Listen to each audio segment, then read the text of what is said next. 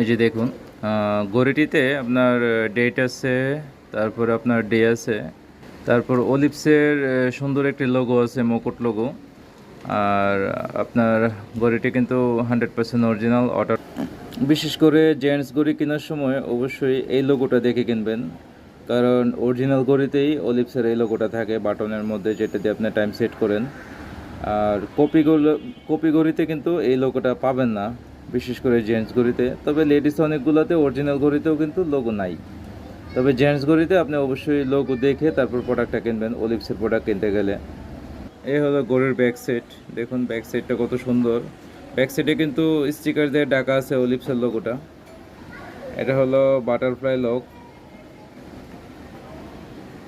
তারপর চেনটা দেখুন কত সুন্দর।